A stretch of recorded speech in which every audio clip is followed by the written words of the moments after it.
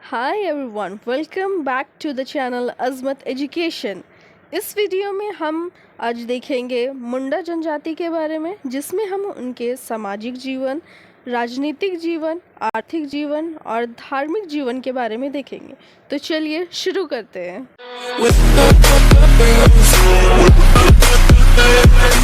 मुंडा जनजाति के लोग छोटा नागपुर पठार के प्रसिद्ध निवासी हैं। इनकी संख्या उरांव लोगों से कम है, फिर भी ये लोग देश के प्राचीन निवासी हैं और कोलेरियन कबीला में अत्यंत ही महत्वपूर्ण हैं। अधिकांश मुंडा लोग रांची जिले के दक्षिण, पश्चिमी और पूर्वी भागों में बसे हैं। मुंडा लोगों का नाम उनके पड़ोसी हिंदुओं ने रखा है। ये लोग अपने को अपनी भाषा में होरोको या मनुष्य कहते हैं। ये लोग साधारण कोल भी कहे जाते हैं। सामाजिक जीवन। मुंडा लोगों का रंग हल्का काला होता है। इनका सर लंबा, नाक मोटा और चौड़ी, होंठ मोटे, चेहरा चौड़ा और कद छोटा होता है, परंतु शरीर इनका पुष्ट होता है। युवा अवस्था में मुंडा जनजातीय औरत और मर्द दोनों ही काफ़ी सुंदर दिखते हैं। इनकी पोशाक अत्यंत सादी होती है। पुरुष सामान्यतः एक प्रकार का कपड़ा पहनते हैं जिसे बतोई कहते हैं। यह कपड़ा 6 से 9 हाथ तक लंबा होता है। युवा लोगों की कमर में पहनने वाले कपड़े को कारधानी कहते हैं। बूढ़े लोग जो काम करने योग्य नहीं होते केवल 1 गज लंबा कपड़ा पहनते हैं और जाड़े में कंबल का प्रयोग करते हैं।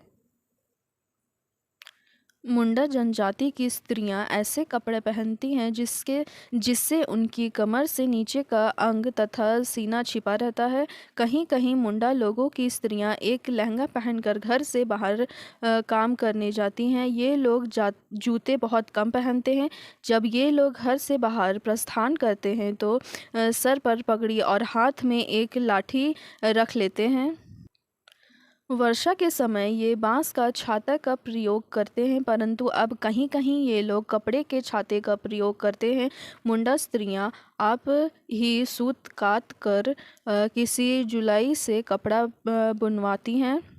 ये लोग अब नए फैशन के कपड़े भी पहनने लगे हैं। बड़े और धनी घराने की स्त्रियां साड़ी, पहलवा तथा सुल्कों का भी व्यवहार करती हैं। पुरुष लोग भी इसी प्रकार धोती कुर्ता पहनते हैं। युवतियां अपने को सुंदर ढंग से संवारने की चेष्टा करती हैं, इसलिए वे गहनों का अधिक व्यवहार रखती हैं। कभी कभी वे सोने चांदी के इयररिंग भी पहनती हैं। उनके गहने प्रायः पीतल के ही हुआ करते हैं।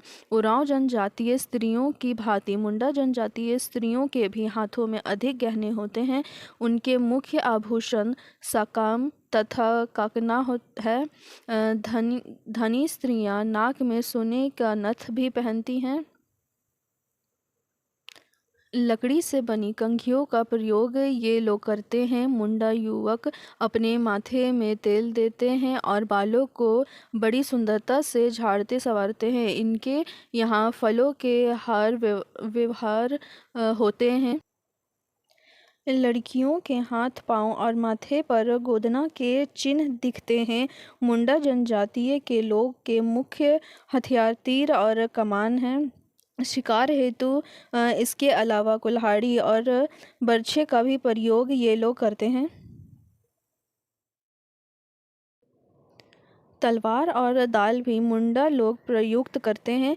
मुंडा लोग वस्तुतः कृषक हैं और यही कारण है कि इनके पास खेती बाड़ी के अधिकतर औजार पाए जाते हैं। फसल काटने में मुंडा लोग हसुआ से सहायता लेते हैं। खेती बाड़ी के अलावा ये लोग पशुओं और मछलियों का शिकार करते हैं। रसोई मिट्टी के बर्तन में तैयार की जाती है। ये लोग संगीत से प्रेम रखते हैं और इसलिए उनके पास संगीत एवं वाद्य के साधन मिलते हैं। वाद्य यंत्र में ढोलक, नगाड़ा, बैंजो और बांसुरी मुख्य है।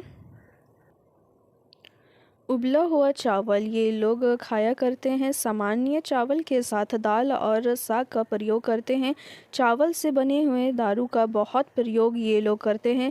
मुंडा जनजाति के लोग गांव पहाड़ियों की चोटियों पर बसे हैं। मुंडा लोगों के मकान काफ़ी लंबे चौड़े होते हैं। मकानों के बीच में एक चबूतरा होता है, जिसके पीछे एक हो एक एक हाता होता है, जिस बकरी कहते हैं। इनके मकानों में अधिकतर दो झोपड़ियाँ होती हैं, जिसमें एक सोने के लिए, दूसरा खाना खाने के लिए। अच्छे घरानों में एक बरामदा भी होता है। मकानों में लकड़ी के खंभे होते हैं और चारों ओर कच्ची दीवारें हुआ करती हैं। पृथ्वी की सतह से 2-3 फीट ऊंचे घरों की सतह दी जाती है। मुंडा लोगों के अविवाहित लड़के लड़कियां घरों में उरांव लोगों की तरह नहीं सोया करते हैं।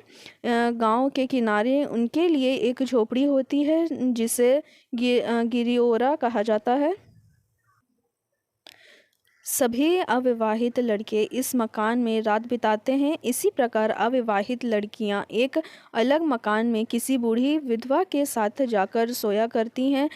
यही बूढ़ी स्त्री लड़कियों के चाल चलन पर कड़ी निगरानी रखती है। अविवाहित लड़के लड़कियां भावी जीवन के संबंध में इन युवा गृहों में विशेष जानकारी प्राप्त करते हैं। रात्रि में ये लोग गाने गाकर या कहानियाँ सुनकर अपना मन बहलाते हैं। इन झोपड़ियों के अलावा इनके यहाँ सरना, अखरा और शासन भी पाए जाते हैं, जिनके क्रमशः निम्नलिखित कार्य प्रमुख हैं।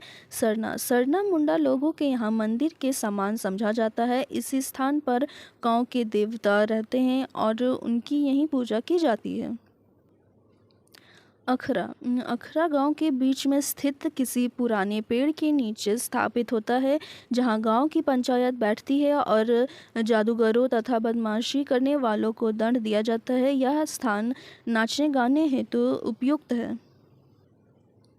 शासन गांव के पास जहां शासन स्थित होता है, वहां जमीन पर बहुत से पत्थर रखे होते हैं, जिसके नीचे मुंडा लोगों के पूर्वजों की हड्डी दबी होती है, जिसे उनका मशान घाट कहा जाता है। मुंडा लोगों की प्रमुख फसल धान, दलहन, मकई तथा मरुआ है। मुंडा जनजातियों में अधिकाधिक गोत्र है, जिन्हें किली कहते हैं। इन लोगों के आपस में विवाह नहीं होता है। सारे किली एक ही परिवार से संबंधित है, अतः ये लोग दूसरे कबीलों में विवाह नहीं करते हैं। मुंडा लड़के का विवाह उस समय होता है जब वह हल चलाने योग्य होता है। लड़कियों का विवाह तब होता है जब वह ताड़ के पत्तों की चटाई बुननी सीख जाती है। विवाह की बात एक शकुन द्वारा तय होता है, जिसे मुंडा लोग चिरओरी को कहते हैं। अच्छे शकुनों में मुख्य है एक गाय और उसके बछड़े का एक दूसरे के लिए चिल्लाते रहना, साफ और पवित्र कपड़ों को एक स्थान से दूसरे स्थान पर ले जाना, हल या जुई का बनाया जाना, किसी लोमड़ी का उस गिरोह के दाएं हाथ की ओर जाना अत्यधिक बुरा इशारों में मुख्य है। किसी व्यक्ति का कुल्हाड़ी या कुदाल लिए जाना, मछली फंसने का जाल दिखना, घर के कूड़े का फेंका जाना इत्यादि। यदि मार्ग में विवाह संबंधित गिरोह किसी बुरे शकुन को देख लेते हैं तो वहीं से वापस लौट जाते हैं और शादी की बात समाप्त हो जाती है। विवाह की बातचीत के दौरान ये लोग चावल की मदिरा, भात दाल खाते हैं और अंत में हंसी खुशी अपने घर लौट जाते हैं। शादी तय हो जाने पर खाना पीना समाप्त कर मुंडा लोग खुश होकर एक दूसरे से मिलते हैं। धन्यवाद तथा नमस्कार के बाद ये लोग एक दूसरे से अलग होते हैं। अब विदाई के पहले सगाई के लिए कोई शुभ दिन नियुक्त किया जाता है। लड़की का पिता लड़के के पिता से कन्यादान तय कर लेता है। पंचायत के सामने लड़का और लड़की की सगाई की जाती है। लड़की की विदाई के समय लड़की की सहेलियां उसे अपने पति के साथ नहीं जाने देती हैं। अंत में लड़का उन्हें कुछ रुपए देकर अपनी स्त्री को उनसे छुड़ाता है।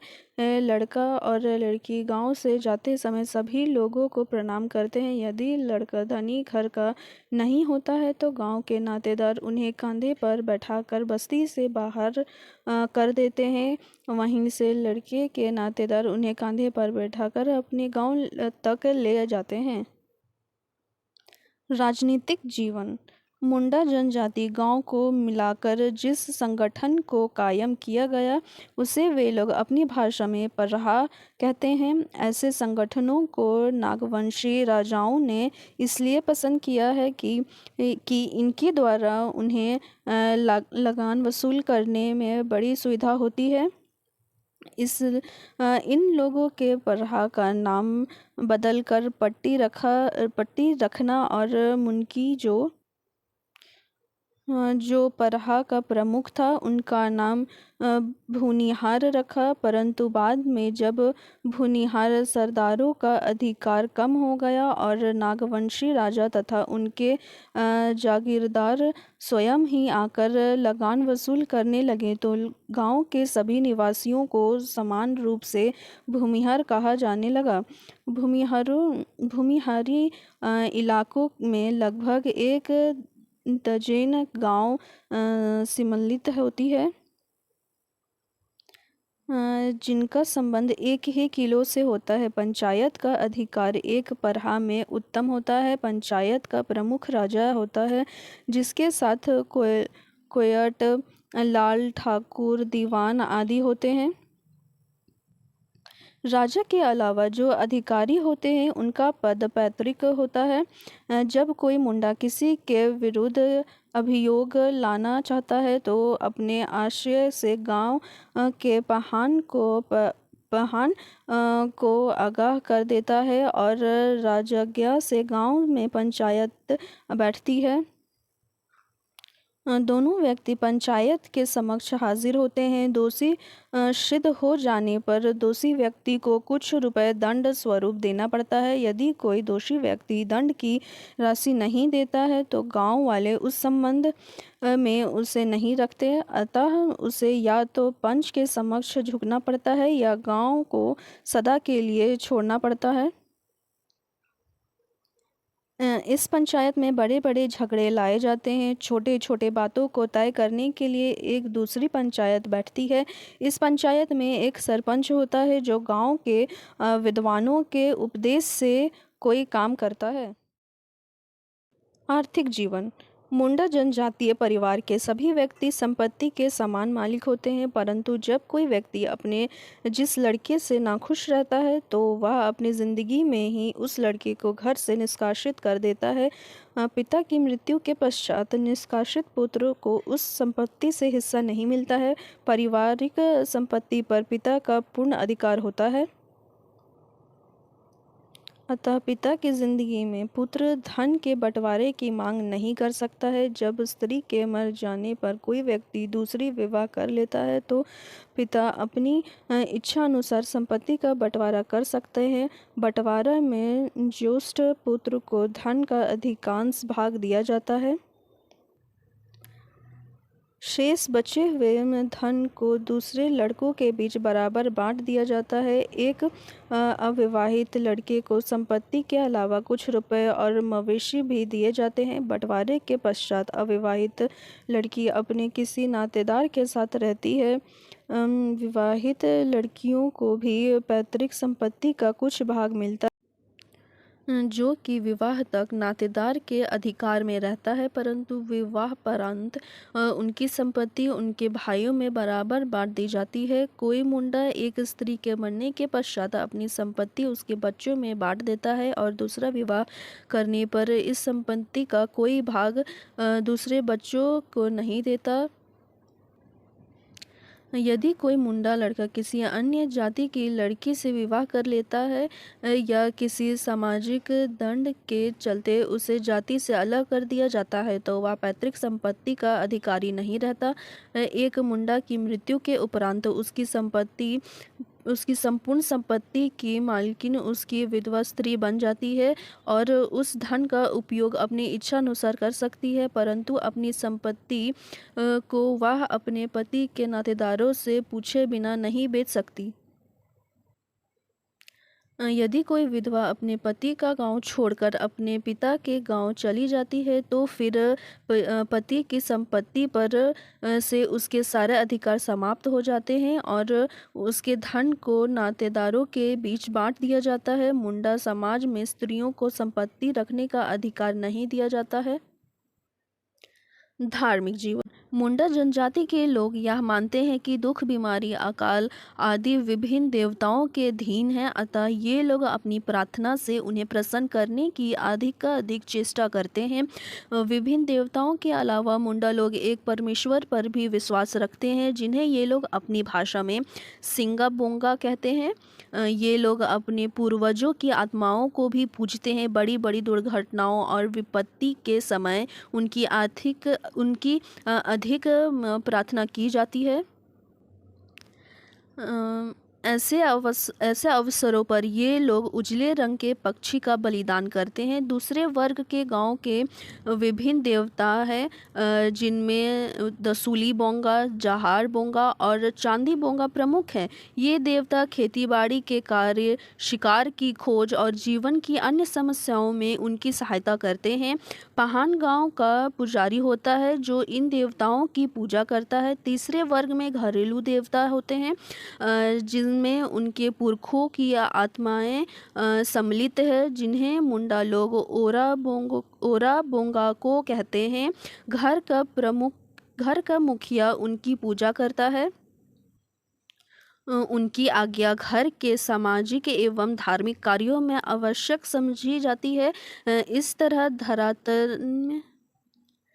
इस तरह साधारणतया मुंडा लोग देवियों और मृत माओं की पूजा किया करते हैं। ये लोग इन्हें भगवान नहीं मानते। उनके विचार अनुसार सिरबोगा सेवा शक्तिमान है और उनकी शक्ति अनंत है, अतः वही जिंदा रखता है और मारता है। कोई मनुष्य यदि बुरा काम करता है तो मृत्यु के बाद उसे सिंह बोंगा फिर से इस पृथ्वी पर भेज देता है, लेकिन किसी पुरुष के रूप में। इस प्रकार मुंडा लोगों का धर्म बहुत कुछ हिंदू धर्म के विचार से मिलता जुलता है। मुंडा जनजातीय लोगों के होनबा परब, बतूली, करम, दसई, कोलम, सिंह बोंगा, सोहराई, जोमनावा, इनद परब, माघे परब त्योहार पुषी पूर्णिमा को मनाया जाता है। फागो त्योहार, यह त्योहार हिंदुओं के होली के समान है तथा बा परब, जिसे सरहुल भी कहते हैं, इत्यादि विभिन्न त्योहार है।